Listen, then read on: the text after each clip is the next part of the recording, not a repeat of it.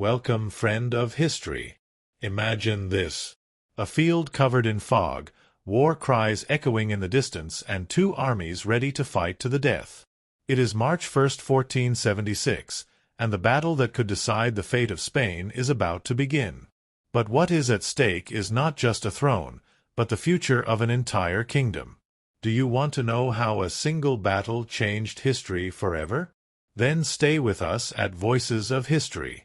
From the fog of war on the battlefield, we will try to see the results of a battle that both sides lost and won.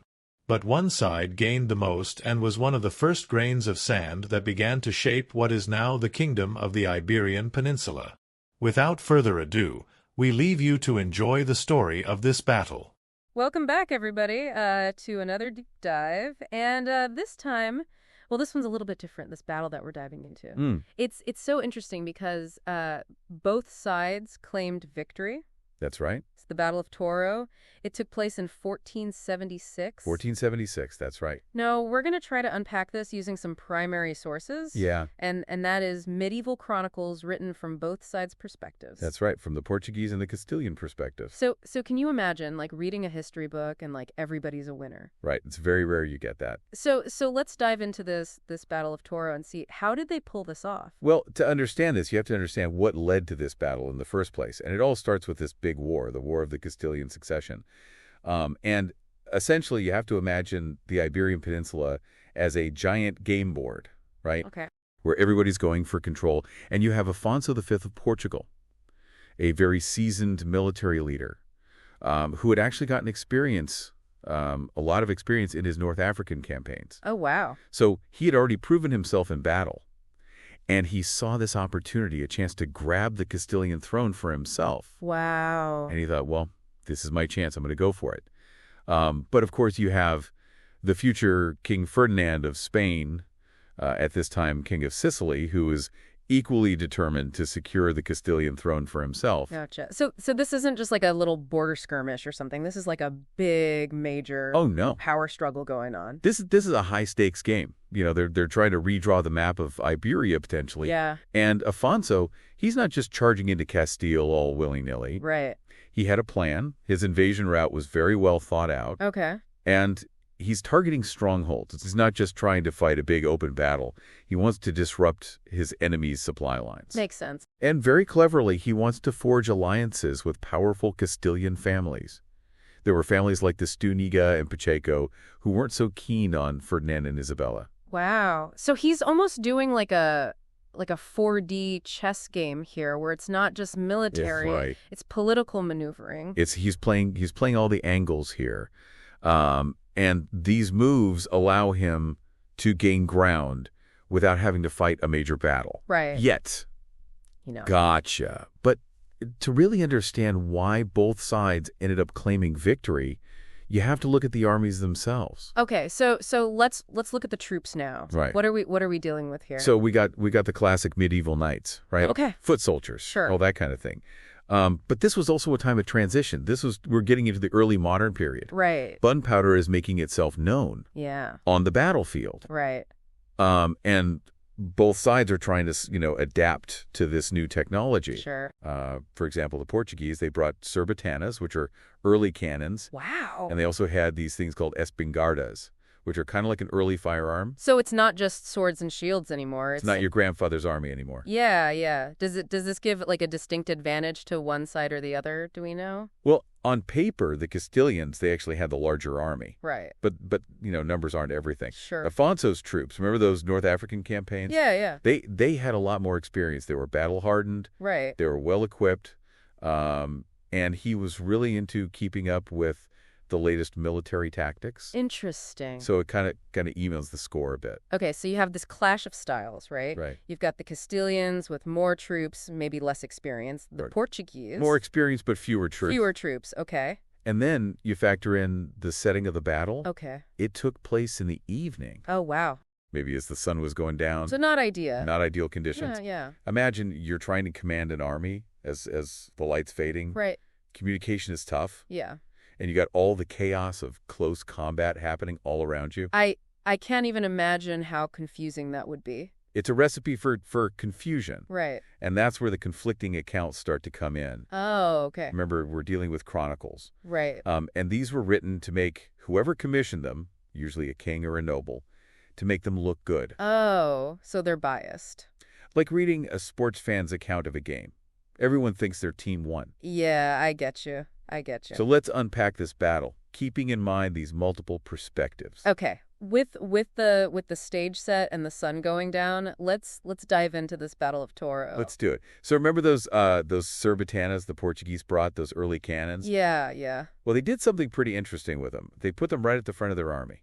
Really? In the vanguard. It was a pretty new tactic at the time. So they're not messing around. They're bringing the big guns. Oh, yeah.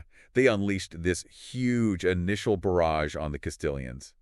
Caught them off guard. Wow. And to make things even more intense, Afonso's son, Prince John, he led this charge. Okay. Right into the heart of the Castilian forces. It was almost, I mean, they were this close to winning right then and there. Okay, but if they were so close to winning, how did both sides end up claiming victory? Right. It all comes down to the setting, nighttime and the confusion, the fog of war, and also how the medieval world saw victory. Ah, okay. It's different than today. So it wasn't just about, conquering territory or anything like that. No. It was more about proving your strength. Yeah, upholding your honor.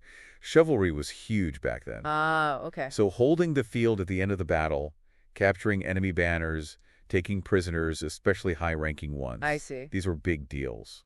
Okay. No matter what actually happened strategically. It's kind of like almost like scoring points in a weird way. Right, exactly. It's about prestige. So what did the Portuguese focus on to back up their claim of victory? Well, for them, it was all about Prince John's attack. Remember that charge he led? Yeah. They said that basically smashed the Castilian right flank. Okay. And they held the battlefield after the Castilians left. Okay. Plus, they had this amazing story about how they got their royal standard back.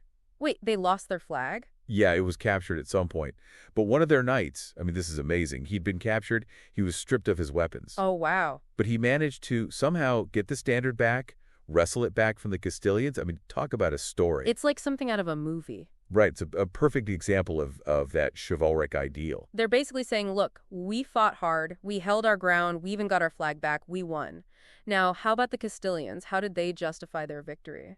Well, they focused more on Afonso himself. Okay. They said they routed him, forced him to flee the battlefield. And in that chivalric world, Yeah. that was a big deal. So it's less about the tactics and more about the big picture. Exactly. We force the king to run, we win. Interesting. Interesting how both sides could look at the same event. Right. And come to different conclusions. And you have to give Ferdinand credit. He was really good at PR. He sent out messengers all over Castile right away saying, we won, we crushed them. Really? Oh, yeah. He didn't waste any time. No, he knew how to shape the narrative. It almost sounds like, I don't know, like spin or even propaganda. Yeah. It makes you wonder about how many historical victories were just, good storytelling. That's a great point. So who actually emerged as the winner in this whole fight for the throne, for the future of Iberia? Well, the battle itself was inconclusive, like we've been talking about. Yeah. But in the long run, it was a turning point in favor of Ferdinand and Isabella. They really knew how to capitalize on the situation. Okay. How so? They used the perception of victory, right? Right. To rally support. They weren't just going after their enemies. They offered pardons to people who'd sided with Afonso. Really? Yeah, they were smart. It weakened Afonso's position in Castile. Very strategic. And then they were able to push back, launch counterattacks. Wow. And eventually, places like Zamora, a key Portuguese stronghold, they fell. Wow. Afonso was forced out of Castile. The war dragged on for a few more years, but Toro had really broken the back of the Portuguese invasion. So it was decisive in a way. In a way, yeah. And then in 1479, the Treaty of Alcáçovas officially ended the war. The Treaty of Alcáçovas, that's not something you hear every day. No, but it's a big deal. It cemented the Catholic monarch's control over Spain. So after all that, all the fighting, the maneuvering, all the competing stories, Right. Ferdinand and Isabella got what they wanted, a unified Spain.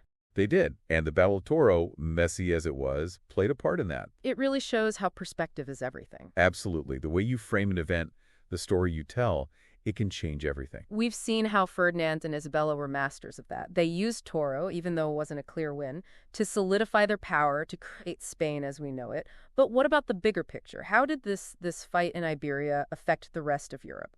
We'll be back in a minute to explore those questions. So we've really got into the weeds here with the Battle of Toro. All the chaos, the fact that both sides claimed victory really shows you that history isn't always so simple. It's rarely simple. Right, lots of gray areas. But we've mainly been focused on Iberia itself. But what about the bigger picture? How did all this affect the rest of Europe? Well, the ripple effects, you might say, of this battle and the unification of Spain, I mean, they were huge. This is a time, remember, when the medieval world was kind of ending, right? Yeah. You have the early modern period starting. Yeah. And everything's shifting, and then suddenly you have this new, powerful Spain, the Catholic monarchs, they're a force to be reckoned with. It sent shockwaves through the continent. Yeah, it's like a new player on the scene, right? Exactly. Like all the other countries are like, oh, what's going to happen now? So what were some of the big changes that happened because of this? Well, Portugal, for one. Okay. Their ambitions in Iberia, they're basically done. Really? Yeah, that treaty we talked about, Alcáceres, it really put a stop to their plans. Wow. They had to give up any claims they had in the region. So no more trying to expand eastward? No. It kind of forced them to look in a different direction, towards the sea. So you're saying the Battle of Toro, it's one of the things that led to Portugal, like, age of exploration? In a way, yeah. They had to find new opportunities, new lands to conquer, new trade routes. That's fascinating. What about other countries like France, for example? They were pretty involved in Iberia, weren't they? Oh, yeah, France was always trying to keep their influence in the region. But now you have this unified Spain, a strong Spain. Yeah. It's a problem for them. Right. So it's not just about Spain itself anymore. Yeah. It's about the whole balance of power in Europe. Exactly. And that rivalry between Spain and France, Yeah. it's going to last for centuries. Wars, diplomacy, competition for colonies, all because of this shift in power. It's amazing to think that this one battle, as messy as it was, right? could have such a huge impact. It's like a domino effect. It really shows how interconnected history is.